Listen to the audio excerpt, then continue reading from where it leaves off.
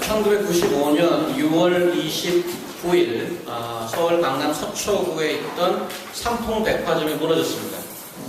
벌써 지금부터 17년 전 일입니다.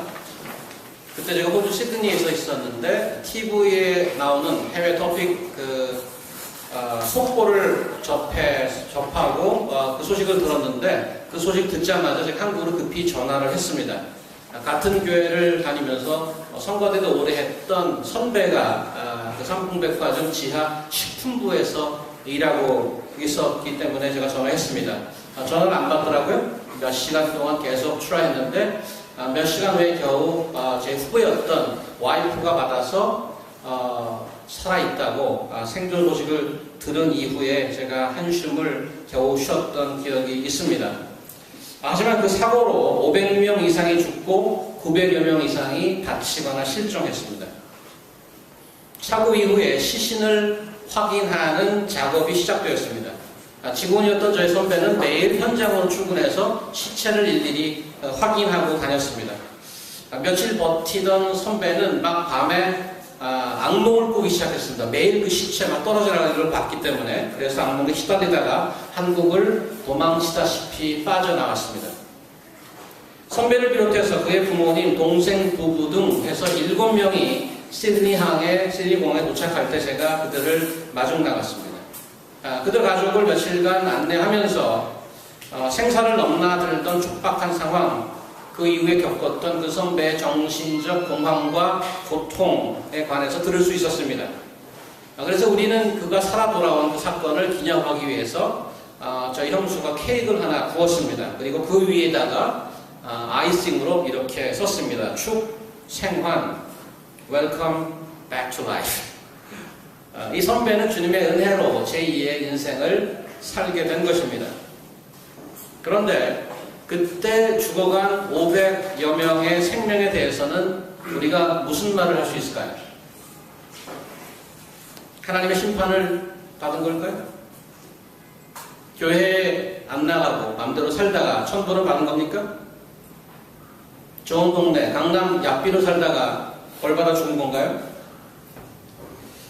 1987년 11월 29일 오후 2시 1분 승객 115명을 태우고 바그다드를 출발해서 아부다비를 거쳐 서울로 가던 대한항공 858 비행기가 인도양 상공에서 방콕과 최후 교신 한두에 실종되었습니다. 미얀마 안다만 해역 상공에서 북한 공작원 김승일과 김현희에 의해서 공중폭파되어서 탑승객 115명이 전원 사망했던 사건입니다. 이 사건으로 대한민국은 물론 전 세계가 경악에 빠져 있었습니다.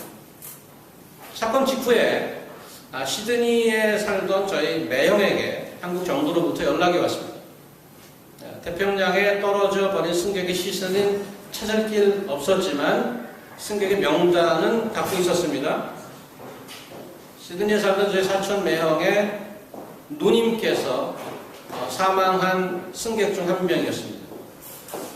그 매형은 비통한 마음으로 어린 딸 둘을 남긴 채 저 세상으로 간 자기의 누나의 장례식에 참석하고 돌아왔습니다.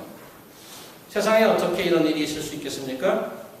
가족을 부양하기 위해서 중동의 땡볕에서 땀 흘려 일하던 근로자, 외교관, 사업가 등 아까운 사람들이 유명을 달리했습니다.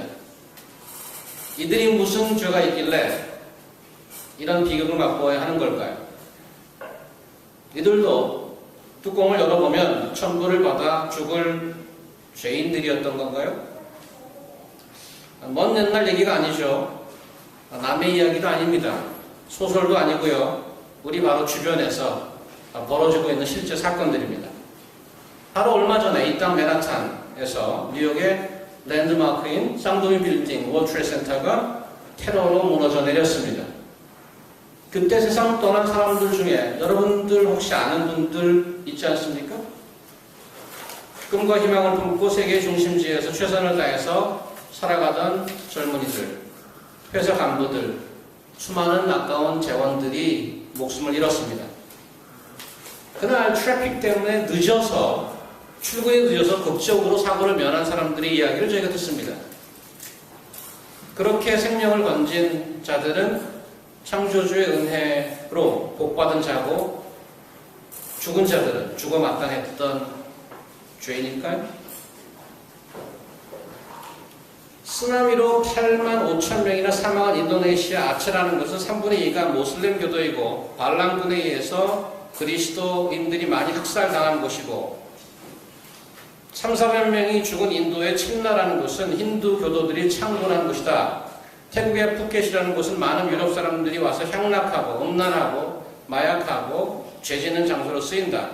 푸켓에 유럽 사람들이 많이 왔다가 죽었는데 예수 제대로 믿는 사람은 하나도 안 간다.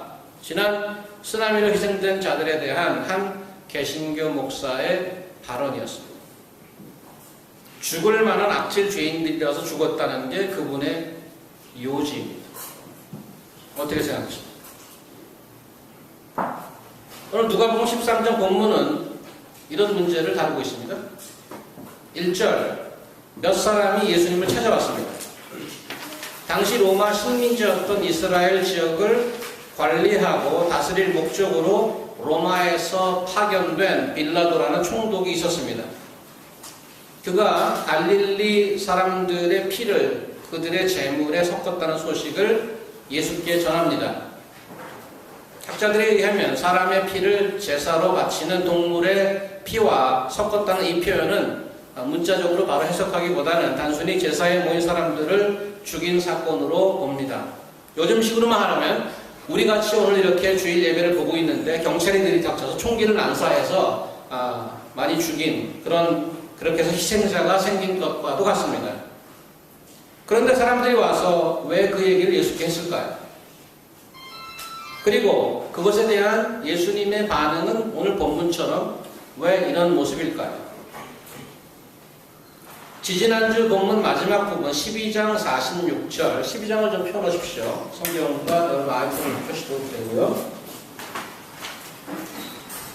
지지난주 본문 마지막 부분 12장 46절은 주인이 돌아와 제대로 일하고 있지 않은 종을 발견하면 엄하게 때리고 벌을 내린다는 그런 말씀이 있었습니다.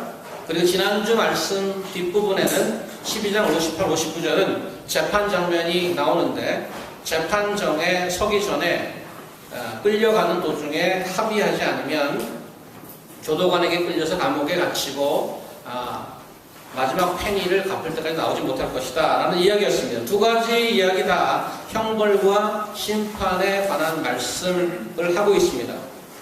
오늘 본문 빌라도에게 죽임당한 갈릴리 사람들을 그런 맥락에서 바라본다면 예수께서 자기를 찾아온 사람들에게 보이신 반응의 이유를 짐작해 볼 만합니다. 2절을 제가 읽습니다. 대답하여 이르시되 너희는 이 갈릴리 사람들이 이같이 해받음으로 다른 모든 갈릴리 사람보다 죄가 더 있는 줄 아느냐? 이 질문을 하신 것으로 미루어 보아서 사람들 속에 가지고 있는 기본적인 생각은 그런 급작스러운 사고나 재해로 죽은 이들은 반드시 죽을 만한 이유가 있다고 본다는 말입니다. 예수께서 그것을 끄집어내죠. 어떻게 생각하느냐 이렇게 얘기합니다. 예수께서는 들려주고 싶어 하시는 메시지를 강조하기 위해서 다시 한 가지 예를 더 들죠. 실로암 망대가 무너져서 18명이 사망하는 사고를 언급합니다. 죽은 자들이 다른 사람들보다 더 죄가 많아서 죽은 줄 아느냐라고 거기도 마찬가지로 반문하시죠. 우리 주변에 사고나 재해로 목숨을 잃었거나 정도가 심하게 형편이 갑자기 어려워지는 사람들을 보면 나름대로 어떤 해석을 내리지 않습니까? 겉으로 말로는 그렇게 얘기하지 않지만 분명히 저거 무슨 큰일을 잘못을 저질렀어 이렇게 생각하는 분들이 많이 있고요. 특별히 불교 사상을 가진 분들은 저거 전생에 어떤 큰 잘못을 저질렀기 때문에 고생하는 거야 이렇게 판단하기도 합니다. 그래서 한번 성경에 어떤 구절이 있나 찾아보도록 하겠습니다. 요한복음 9장 1, 2절 보시면 예수께서 길 가실 때 앞에 스크린에 나와 있고요. 요한복음 9장 1, 2절 예수께서 길 가실 때 날 때부터 소경된 사람을 보신지라 제자들이 물어가로되 rabbi여 이 사람이 소경으로 난 것이 네 죄로 인함이 오니까 자기 오니까 그 부모 오니까 날 때부터 소경이라는 장애를 갖고 나온 사람을 보고 제자들이 묻습니다. 이거 무슨 죄가 있어서 이래요? 그 얘기는 분명히 무슨 죄가 어디 원인은 죄로 보는 거죠. 자기의 죄 아니면 부모의 죄. 그렇게 보는 거죠. 욥기 요즘 여러분들 큐티하고는 욥기에도 그런 사상이 들어있습니다. 생각해보라. 친구들이 와서 욥에게 하는 말입니다. 생각해보라. 죄 없이 망한 자가 누구인가? 정직한 자의 끊어짐이 어디 있는가? 내가 보건대 악을 밭갈고 독을 뿌리는 자는 그대로 거두느니라. 그래서 친구들이 셋이 와서 완전히 망해서 거지가 된 욥을 보면서 7일 금식을 하고 묵상하고 한 말이 이겁니다. 그래도 너 뭔가 잘못했지? 이런 얘기입니다. 이런 구절들을 보면 성경에도 기록되어 있는 이런 구절들을 보면 시대를 초월해서 그렇게 생각하는 사람이 많이 있다는 것을 알 수 있습니다. 그런 생각이 틀렸나요? 지금 우리가 방금 본 누가복음이나 욥기의 경우는 성경이 그런 경우가 아니라고 바로 얘기합니다. 그런데 성경에는 이런 구절도 있습니다. 창세기를 한번 가볼까요? 창세기 18장. 여호와께서 또 가라사대 소돔과 고모라입니다. 여호와께서 또 가라사대 소돔과 고모라에 대한 부르짖음이 크고 그 죄악이 심히 중하니 내가 이제 내려가서 그 모든 행한 것이 과연 내게 들린 부르짖음과 같은지 그렇지 않은지 내가 보고 알려하노라. 그 다음에 점프해서 24절 보면 여호와께서 하늘 곧 여호와에게로서 유황과 불을 비같이 소돔과 고모라에게 내리사 그 성들과 온 들과 성에 거하는 모든 백성과 땅에 난 것을 다 엎어 멸하셨더라. 우리가 소돔과 고모라가 멸망한 사건을 아는데 그것은 그들의 죄악이 가득 차서 유황불로 멸했다고 분명히 이야기하고 있습니다. 신약으로 한번 가볼까요? 하나 더 봅니다. 사도행전 5장을 보시면 아나니아라는 사람이 그 안에 삽비라로 더불어 소유를 팔아 그 값에서 얼마를 감추며 그 안에도 알더라. 얼마를 가져다가 사도들의 발 앞에 두니 베드로가 가로되 아나니아에 어찌할 사단이 내 마음에 가득하여 내가 성령을 속이고 땅값을 얼마를 감추었느냐? 땅이 그대로 있을 때에는 내 땅이 아니면 판후에도 내 이름으로 할 수가 없더냐? 어찌하여 이 일을 내 마음에 두었느냐? 사람에게 거짓말하는 것이 아니요 하나님에게로다. 아나니아가 이 말을 듣고 엎드러져서 홍이 떠나니 이 일을 듣는 사람이 다 크게 두려워하더라. 그렇게 큰 죄 같지도 않아요. 헌금, 작정 헌금을 하고 앉는 겁니다. 일종의 요즘식으로 하면. 근데 그 자리에서 엎드러져서 영혼이 떠난다. 죽었다고 얘기합니다. 그 분명은 어떤 이들의 멸망은 죄로 인한 하나님의 심판임을 성경은 얘기하고 있습니다. 그런데 성경은 이런 말씀도 한다는데 우리를 당혹스럽게 합니다. 전도서를 한번 가보겠습니다. 내가 내 헛된 날에 이 모든 일을 본즉 자기의 의로움 중에서 멸망하는 의인이 있고 자기의 악행 중에서 장수하는 악인이 있으니 지나치게 의인이 되지 말며 지나치게 지혜자도 되지 말라. 어찌하여 스스로 패망케 하느냐. 자기가 살다 보니까 의인인데 잘 먹고 잘 살다가 오래 사는 놈도 있고 아주 나쁜 놈들인데 잘 먹고 잘 사는 사람도 있고 아주 의인이고 착한데 망하는 자가 있더라 이겁니다. 전도서에 그런 비슷한 맥락에 한 가지 더 나오죠. 악한 일에 징벌이 속히 실행되지 않으므로 인생들이 악을 행하기에 마음이 담대하도다.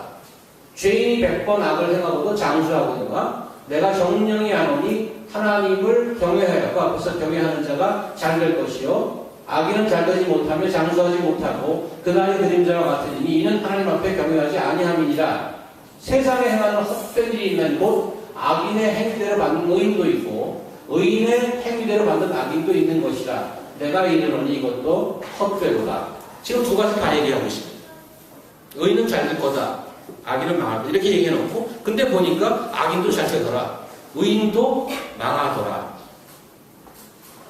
어쩌라는 겁니다.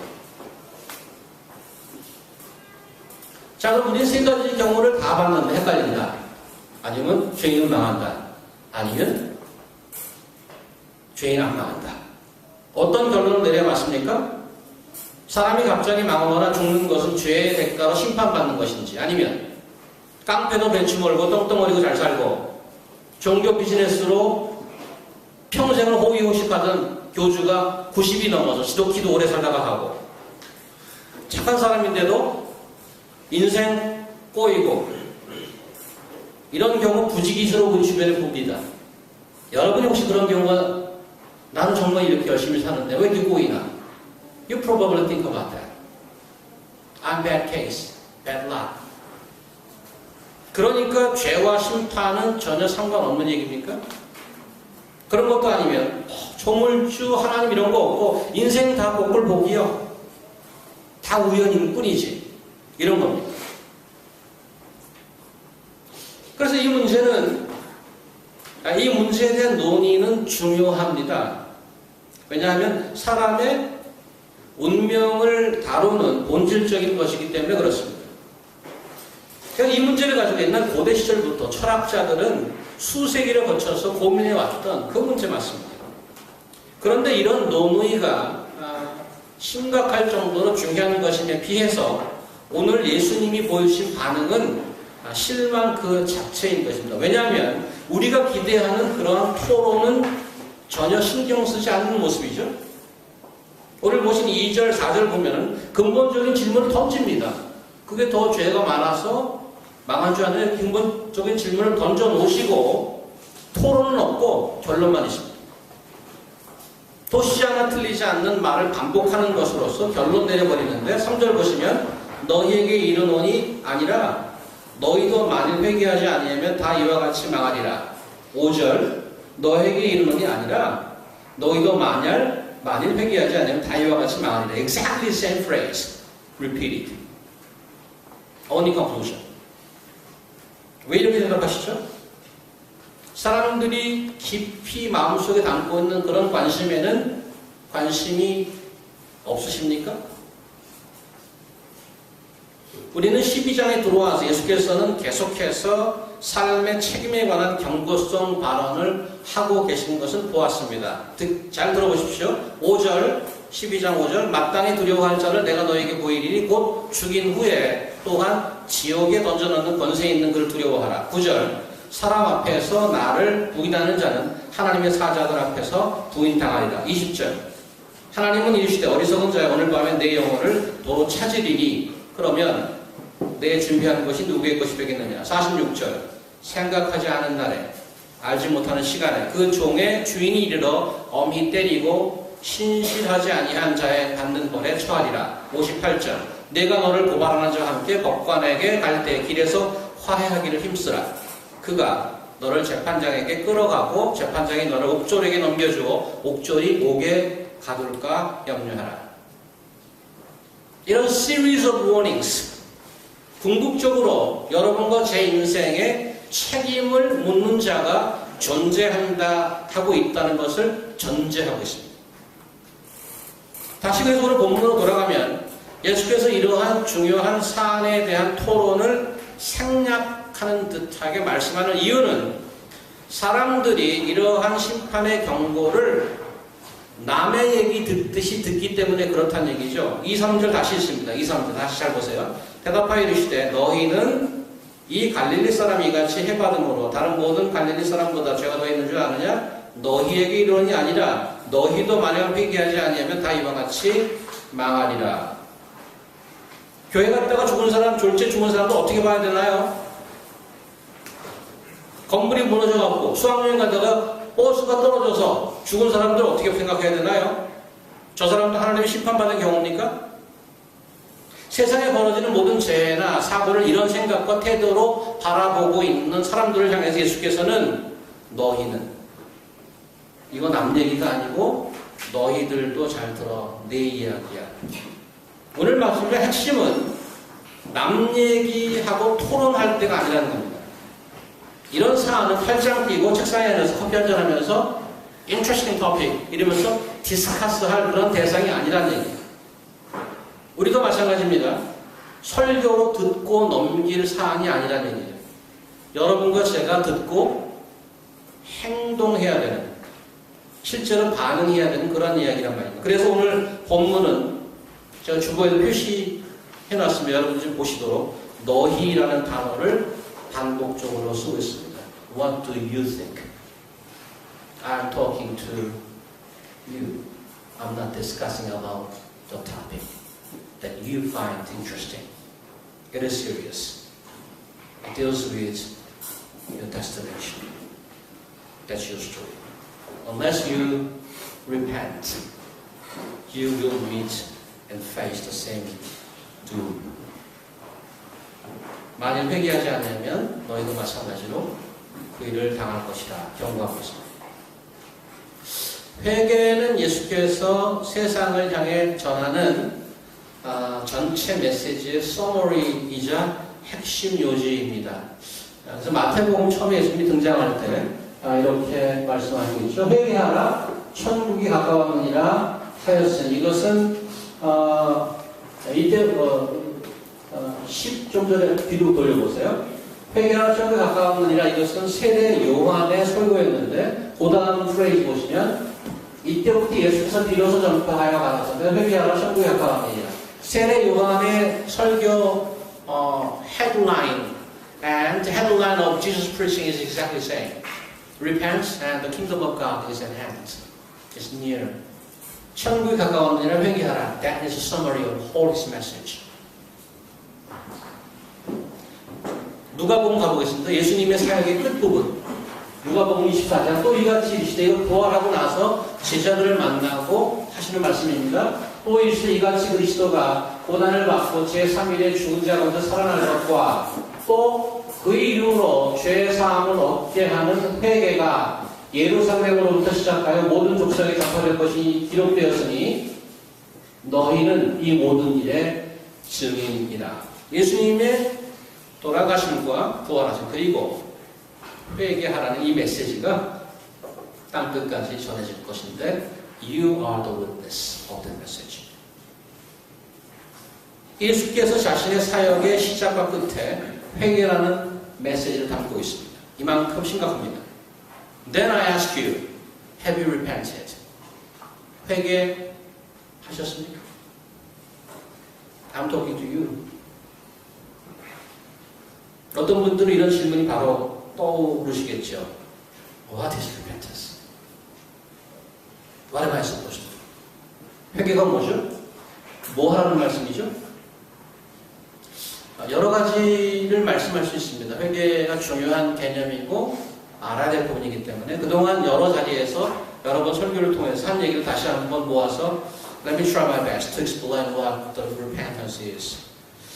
보통 회개는 감정과 연결해서 여러분 생각합니다. 근데 그렇지 않습니다. 감정과 별로 상관없습니다. 우리나라 분들은 정과 한이 많아서 한바탕 감정과 울음을 쏟아내야 좀 속이 시원해지지 않습니까? 제가 잘못했어요. 한 번만 용서해 주세요. 한 번만 더 기회를 주십시오, 하나님. 잘해보겠습니다. 완전히 펄펄 펄펄 뛰고 그래야 소위 풀고 오는 그런 액티비티가 좀 있어야지 좀 속이 시원해지지 않습니까? 그런 걸 회개라고 오해합니다. 그렇지 않고요. 회개는 간단하게 말하면 remember, change your direction. 방향을 바꾸는 것입니다. 동쪽으로 가다가 서쪽으로 완전히 바꾸는 것입니다. Changing direction is what the repentance is all about. 여러분이 울고 안 울고 별로 상관이 없습니다. 울며 콧물 눈물 다 흘릴 수 있습니다. 그런데 중요한 것은 여러분이 방향을 바꾸었는가 안 바꾸었는가. That's what matters. 아무리 울고불고 해도 방향을 바꾸지 않았으면 회개하는 건 아닙니다. 방향을 바꾼다는 것은 내가 가는 방향이 잘못되었다고 인정하지 않으면 할 수 없는 것입니다. 바로 전에 보았던 마태복음이나 누가복음에 의하면 회개와 하나님 나라가 같이 가고 있습니다. Repent, the kingdom of God is at hand. Why is it so? What does the repentance and kingdom of God to do it together? 어떻게 kingdom of God랑 하나님 나라가 what is the relationship between the two? 그 이유는 회개는 나라를 바꾸는 것이기 때문에 그렇습니다. Interesting. 나라를 바꾼다는 말은 통치권을 바꾸는 것입니다. 패스포드를 바꿔야 되는 것입니다. 나라를 바꾸면.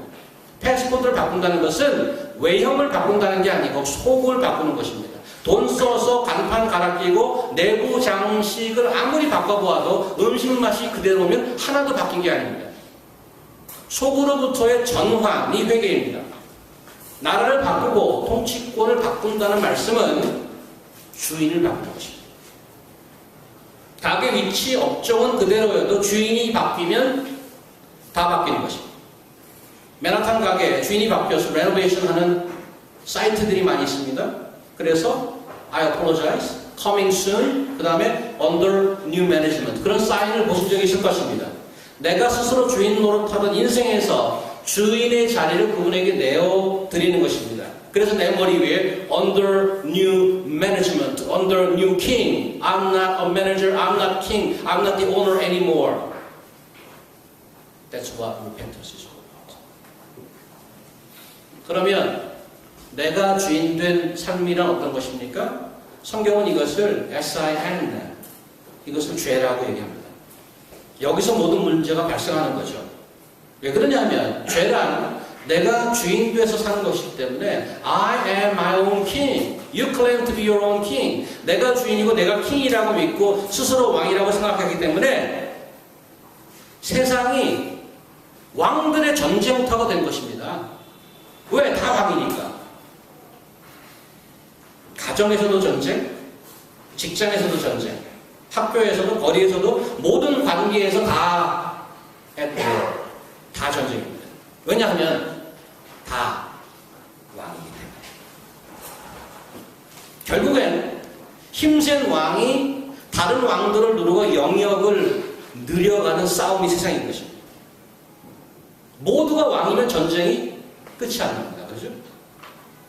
이 죄의 핵심은 액션이기 전에 상태입니다. 백투베이스 성경 공부에서 늘 말씀드리는 설명인데요. 죄란 The definition of sin is being a state of being independent from God.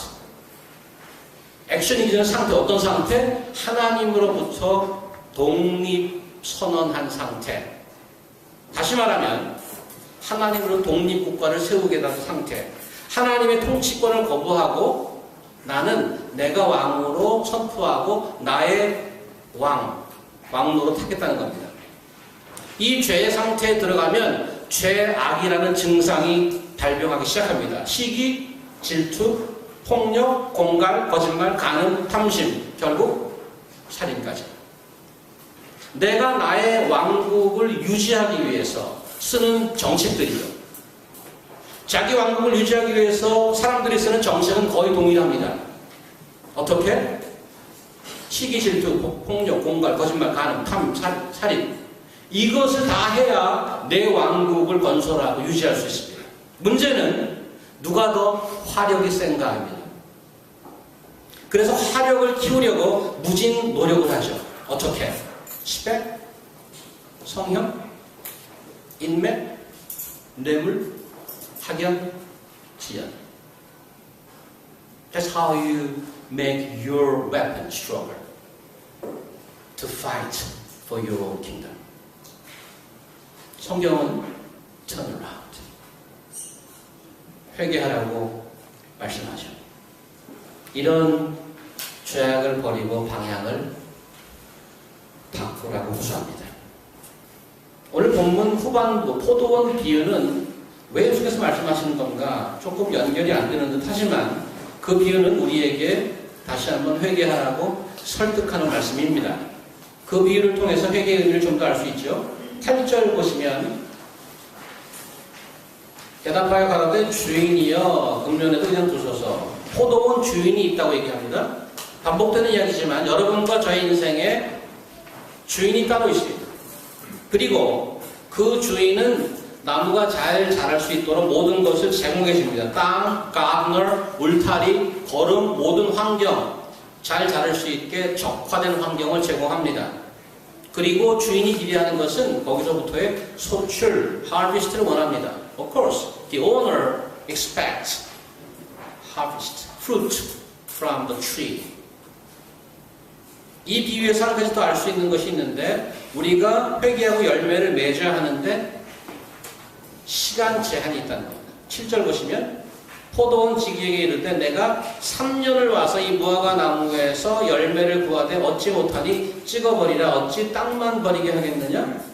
I'm not investing in you unlimitedly. I invest you so that I may harvest fruit from you. It's an unlimited investment. there's a limited time for you to show your fruit. 열매를 맺지 않으면 찍어버리는 것입니다. 시간이 무제한이 아닙니다. 그런데 우리가 열매가 아직 없는데 안 망하고 있는 이유가 있습니다. 엠파이어 스테이트 빌딩이 아직 우리 교회로 넘어지지 않았고, 내가 타고 다니던 지하철이 아직 탈선하지 않고, 허슨강 바닥을 관통하는 path 트레인이 아직 물에 잠기지 않은 이유가 있습니다. 그것을 막고 서 있는 포도원 지기가 있죠? 8절 9절 대답하여 이르되 주인이여 금년에도 그대로 두셔서 내가 두루 파고 거름을 줄이니 이후에 만일 열매가 열면 좋거니와 그렇지 않으면 찍어버리소서 하였다 하시니라. 우리를 위해 뽑히지 않도록 그 시기를 딜레이 시키는 그분, 그 포도원 지기, 그분이 예수 그리스도십니다. Still stopping the church. 그래서 마지막 최종 심판이 딜레이 되고 있는 상태입니다. 현재. 그래도 열매가 없으면 the time comes when all the trees uprooted and cut down. 경고합니다. 그럼 어떻게 해야 됩니까? 어떻게 열매를 맺을 수 있습니까? 어떤 선행을 하고 나쁜 짓을 하고 하는 윤리적이고 도덕적인 삶을 얘기하는 것이 아니죠. 그것이 중요하지만 그 이전에 근본적인 방향의 전환이 있어야 된다고 말씀드렸습니다. 이미 말씀드렸듯이 나의 주인 되신 예수께 내 인생의 주인의 자리를 내드려야 하는 것입니다. 어떻게? 성경은 그것을 이런 비유로 얘기하죠. 요한복음 15장은 이렇게 포도나무의 비유를 얘기합니다. 내가 참 포도나무요 내 아버지는 그 농부라.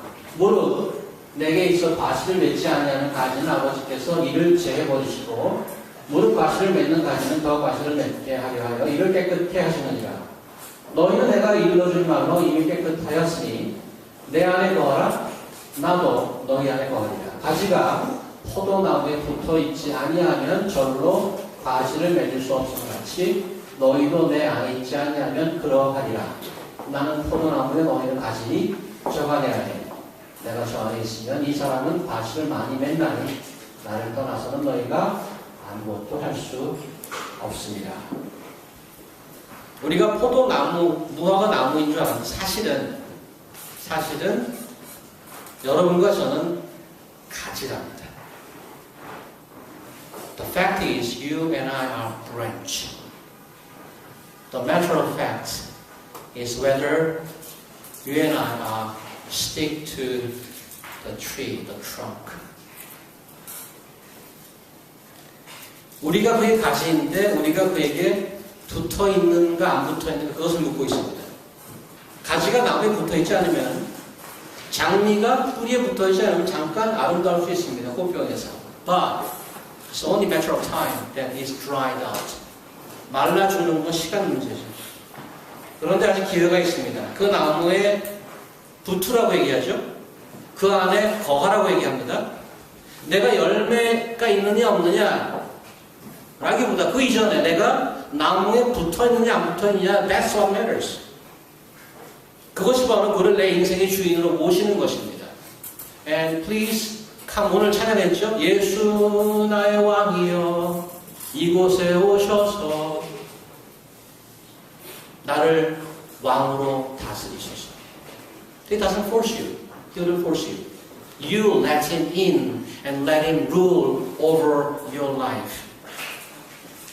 그동안 내가 내 마음대로 내가 주인인 것 같이 사기 인생을 살았다면 이제 그를 모시고 그분의 원래 주인의 말을 듣는 것입니다. 그가 갖고 계신 나를 향한 계획과 목적을 배워가는 것입니다. 이제 그의 policy, 그의 goal을 향해 맡겨진 나의 인생을 경영하는 신실한 매니저, 청지기가 되는 것이죠.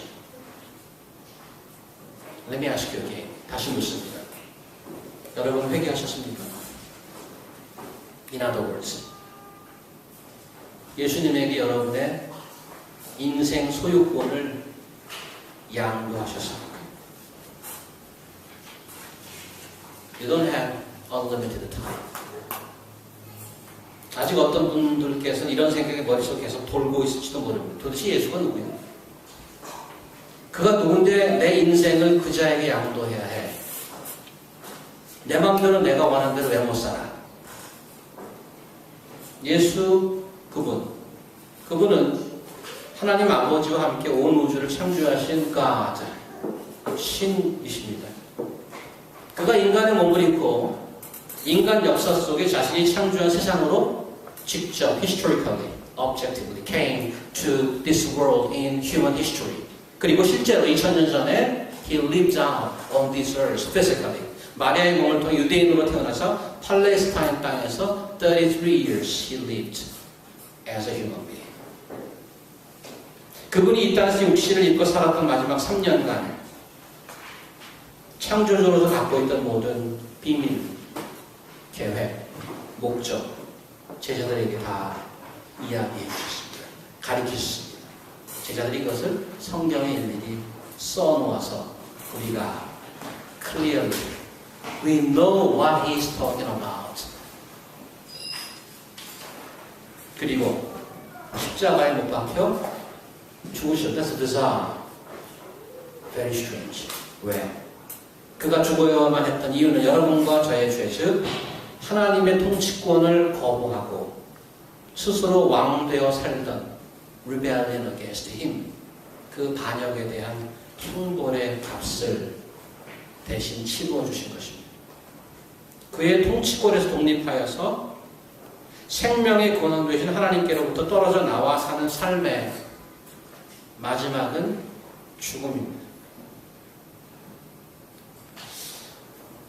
그 죽음의 형벌을 십자가에서 미리 갚으셨습니다. 우리가 다시 살아날 수 있는 길을 열어놓으셨습니다.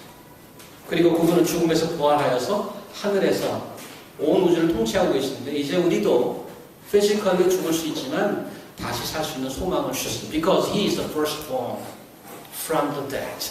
He showed example that we also could live again from the dead. 그의 신비한 방법으로 그의 나라를 이 땅에서 회복해 가고 계십니다. 어떤 사람의 눈에는 그것이 너무너무 분명하게 보이고 어떤 자에게는 말도 안 되는 넌센스로 들립니다. 우리가 살 수 있는 방법은 그분의 죽음과 부활을 의지하고 그분을 주인으로 모시고 사는 것입니다. 온 우주를 창조했다는 놀라운 능력의 소유자, 지금 하늘에서 온 우주를 통치하고 계신다는 신. Doesn't make sense. 말이 됩니까? 이런 자가 뭐가 아쉬워서 우리에게 이런 식으로 다가오는 겁니까? 허슨가이로 쫙쫙 한번 갈라봐야지. 엠파이어 스테이트 빌딩 들었다 놨다 한번 하셔야지. Then I will believe. What he does was to die on the cross, which no one could ever imagine history. It's beyond our imagination, beyond our understanding. 그렇게 경이로운 놀라운 Have you ever imagined? 그런 신이 있다는 것, 그런 신이 존재한다는 것, 우리를 위해서 죄값을 치르고 살리겠다고 달려드는 그런 신이 있다는 것. 그분은 여러분과 저의 인생을 끊임없이 기다리고 설득하고 말씀해 오셨습니다. 뭐가 아쉬워서? 우리를 그토록 사랑하기 때문에. 하나님 자신의 분신으로 우리를 만들어 주셨습니다. In His own image. You and I are the ones who are daughters and sons of His. We're supposed to have His image in us, but we lost His image by being rebellious against Him. 한 사람도 예외 없이 다 그를 거부하고 나무에서 떨어져 나가서 가지가 말라 죽는 것 같이 스스로 왕국을 만들었습니다. 자기의 분신이었던 우리가 그 마른 가지가 불에 떨어져서 영원한 형벌로 태워져 나가는 것을 견디시지 못하고 아들을 보내신 것입니다. 원래 디자인한 그분의 형상을 회복하기를 원하셔서 이토록 난리를 치십니다. 영원전부터 그 계획을 갖고 계신 분이 여러분 한 사람 한 사람을 Please return to me, restore.